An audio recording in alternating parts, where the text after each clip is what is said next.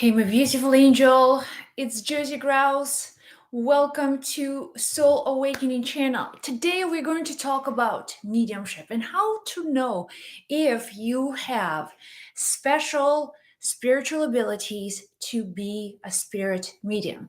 So, I'm a professional psychic medium, I'm a healer, I'm a medical intuitive, and I am sharing with you what I've learned on my path. How do you know if you are a medium? How do you know if you have any special healing abilities? So let's talk about it. I have four specific ways for you to understand. Now, if you are drawn to this work, if you are interested to know how to develop your mediumship abilities, if you are interested in any way to learn more about spirit communication, how to connect with the other side, you are a medium, period. You would not, for the life of you, be studying mediumship, spirit communication. You will have something else to do. But the fact that you are interested, you're studying, you're learning, tells me that you already have spiritual skills. You have developed them. And remember, we don't develop anything in this lifetime. We pick up where we left off in previous lifetimes, previous lessons that you had to study were related to the supernatural skills, supernatural abilities, whether they were mystical school trainings, whether they were something unique and healing. Maybe you were a shaman, or maybe you had a life as a village healer, or in any way, shape, and form. I'm telling you, if you are interested, if you have interest in spiritual subject, in intuition, and any spiritual abilities, you are a medium. You already have mediumship skills. Now, let's talk about mediumship and intuition. Intuition, we all have intuition without exception. Every single human being has spiritual skills and intuition. That's your gut feeling, that's your inner knowing. That's how you know what to do. That's how you know how to respond in a certain situation. Your instincts, and also your higher intelligence talking to you, your soul, your higher consciousness is communicating with you. So you are intuitive. We often block our intuition. The higher intuition, very few people develop or listen to their higher intuition. Why? Because it's the voice of truth. It's that annoying voice that is going to tell you you're not happy here, at this job, at this relationship. Quit. Stop torturing yourself. You're selling your soul for something that you're not happy about. Your soul would not shut up. Your higher consciousness is the voice of truth. It's never going to lie to you. If you are in circumstances that are not in alignment with your soul, your high consciousness is going to communicate with you nonstop. Is there's a feeling of resentment or some kind of you won't feel good about yourself. So it's easier for us sometimes to ignore that higher consciousness. Okay? I'm not listening. Why? Because I choose to stay where I am. I don't want to change my comfort zone. I don't want to get out of my risk zone. So I don't challenge myself. I don't learn anything and I stay where I am. Your soul has to be so loud to you, and you have to put enormous amount of energy to shut it up, to say, okay, I'm not listening. I'm not listening to my intuition. That's why the intuitive guidance, the higher intuition in many people is suppressed. It's just the easiest way for us to deal with our problems. So, but once you open up, your intuition begins to talk to you, your higher guidance if you're listening to that higher guidance, you're going to fly over your obstacles. Okay? You are going to have a vision, the strength, the ability, the faith, whatever you need to get through the challenging situation, the milestones of your life. You're going to have all of that. But without higher consciousness, you are always going to be like blindfolded, trying to find the light switch in the room. Makes sense? Makes sense? Okay. So here's the bottom line. If you have any interest in spiritual subjects, you have mediumship abilities. The difference between mediumship and psychic intuition, it's the next level of development. You take your psychic skills and you practice them, you learn them, you train your psychic muscle.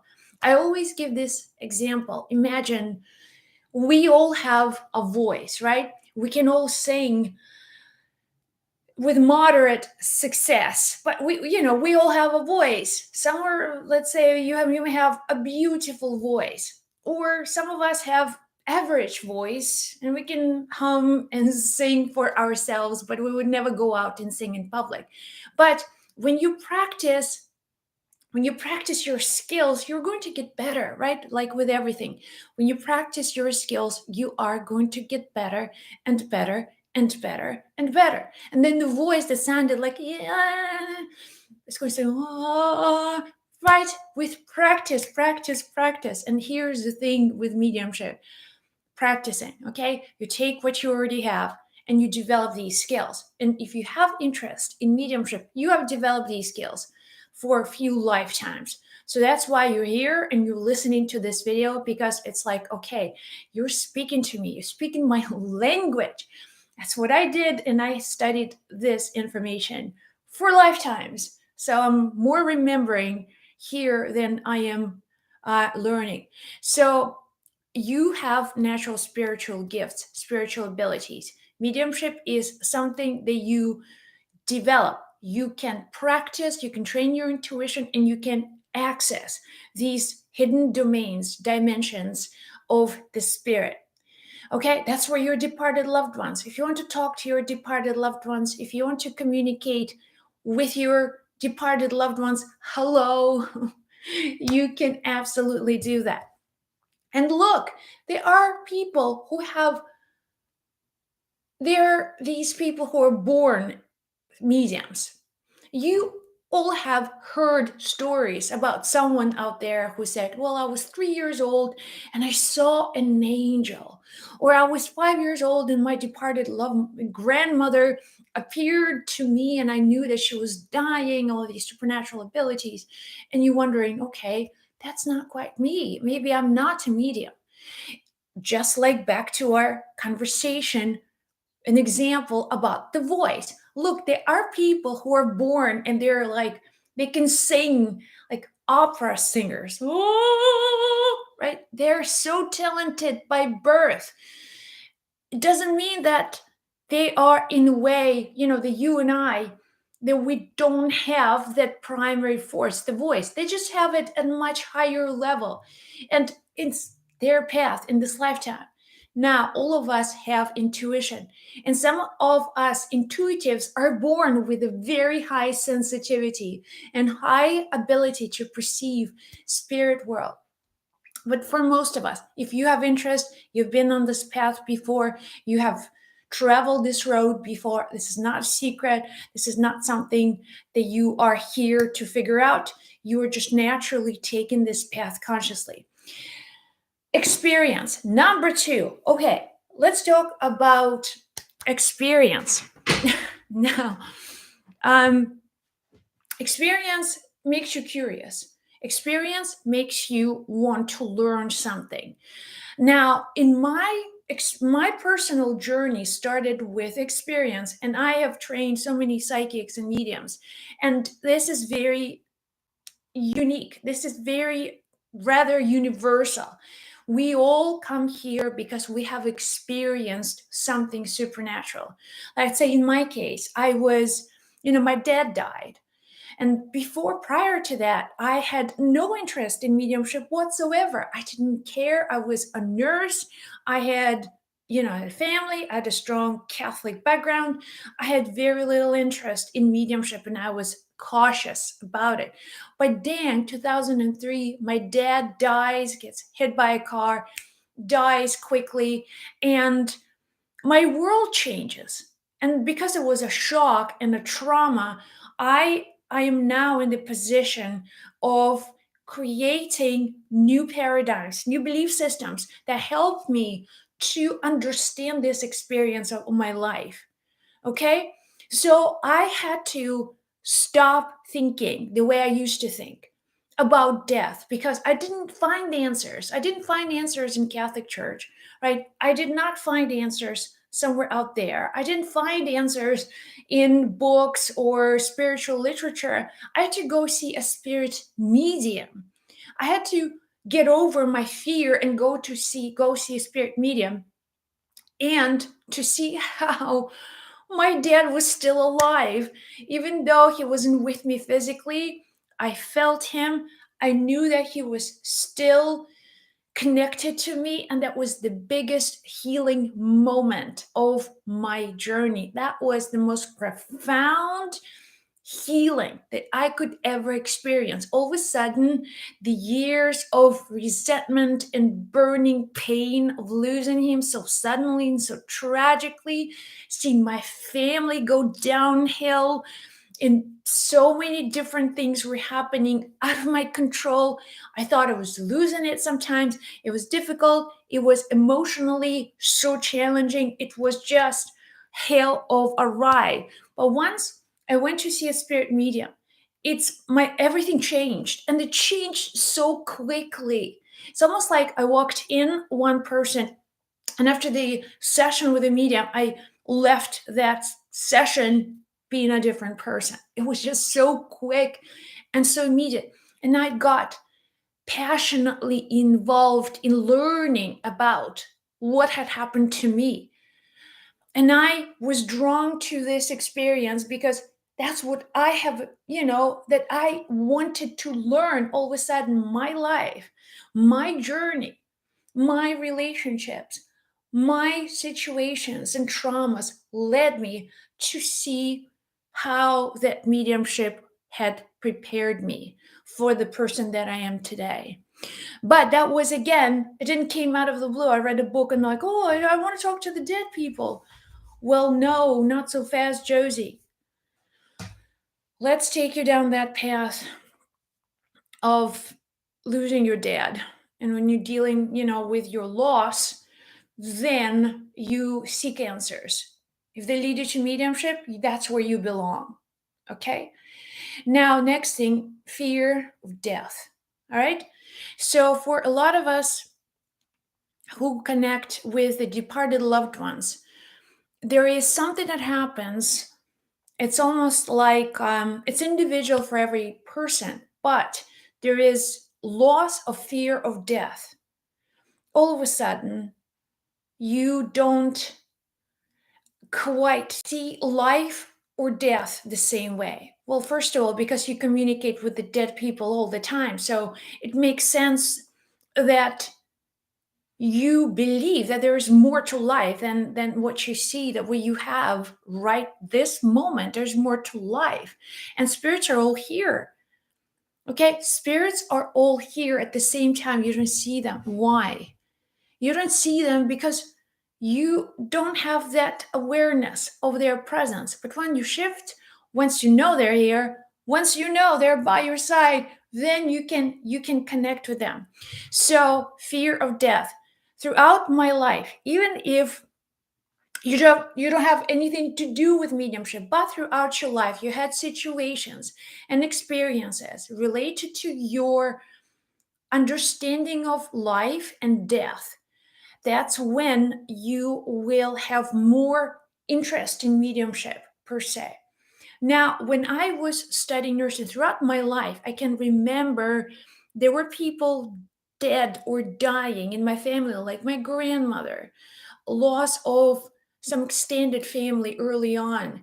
Then my dad's younger brother, he had, he was one of my like really good friends. He was my almost he this man had such a unique, he was a grown-up child, so to say. He couldn't hold a job. He had a child with a woman, but he couldn't play a parental role. He lived with his parents, in and out of jobs. He was a good man. He had such a good heart. And then one day he has a fight in the bar with some guy. He pulls out a gun, he shoots the guy, and then later kills himself. So, what is that about? that puts you into so many hours of contemplating life and death, let me tell you. So that was one situation. And also, before, as a child, I died 3 times. It's like I was trying so hard to depart from this planet before the age of 5. So that was another clue.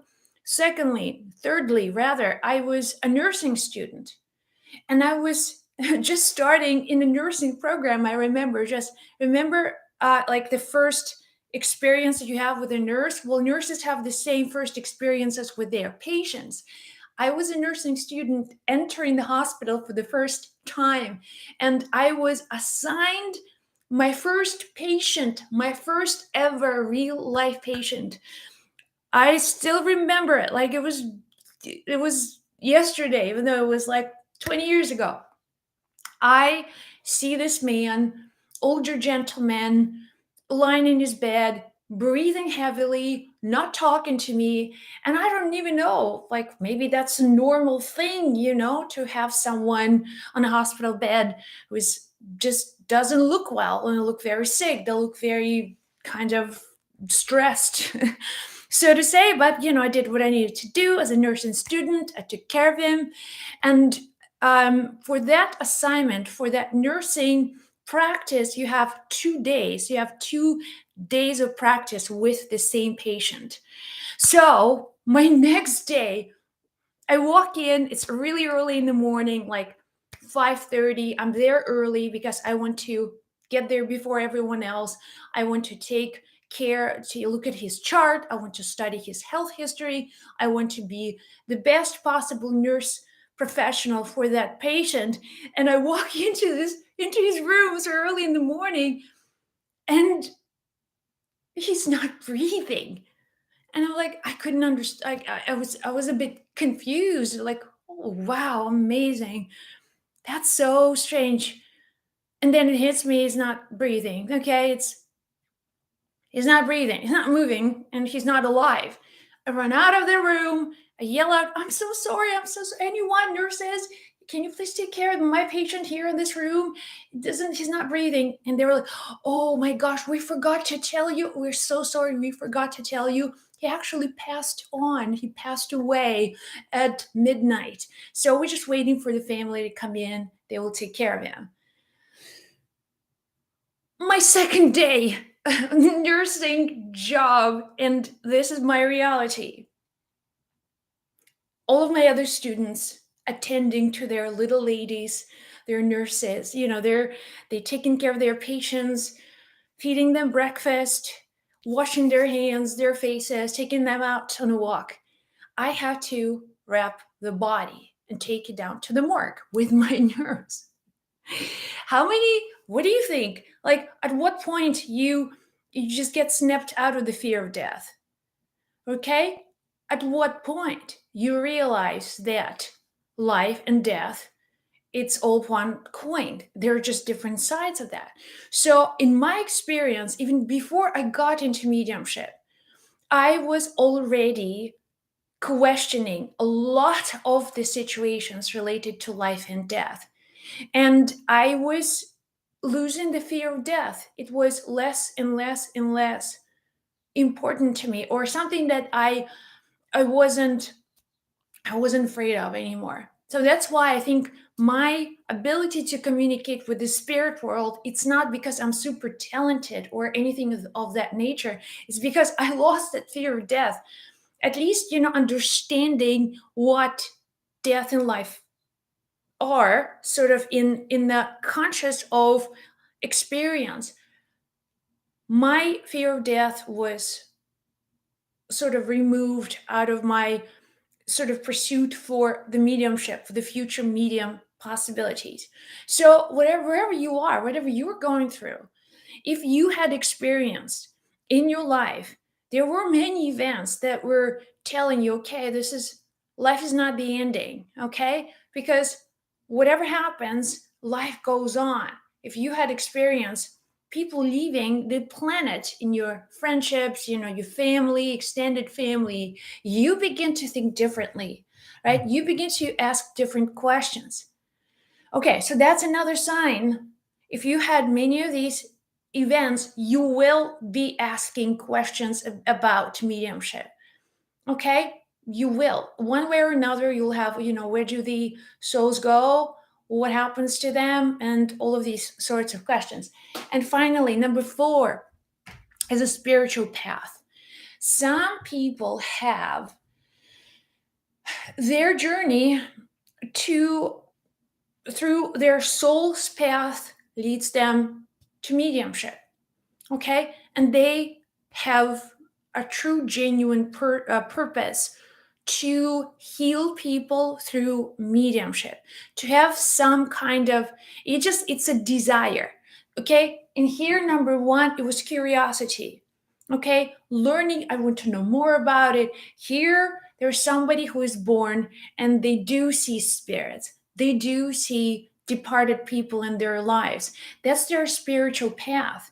And that's their, it can be a gift for them, it can be a curse for them, unless they find and they reconcile these supernatural abilities with the way things are, with the way they live their lives, the way they see the world. If they cannot reconcile their spiritual abilities with their lifestyle, with their relationships, they will struggle. So they have to find a path for that gift to be expressed. They have to be able to live through that gift. They have to be able to bring it to the world, and they also have to accept their own path, spiritual path, as a medium. Okay, and that's how it works. Remember, this path is not for everybody, but if you feel through this video at any point in time that you felt like, okay, I feel like she's speaking about me, I've done that or have experienced, be sure that you are a medium, that you already have something to do with mediumship. It doesn't mean that you have to pursue this path, but you better understand what it means. You better really take time and explore this possibility and then just see what happens. All right, I hope this video was of service to you guys. If this is your first time on this channel, give it a like, subscribe, please, and thank you. And tomorrow we'll talk about elemental spirits. I know many of you guys have asked in the comments about elementals, elemental spirit energies, our guides on our planet. How do they help us? So that's tomorrow's video. So far, so good. Be well and blessed. I'll see you in the next video.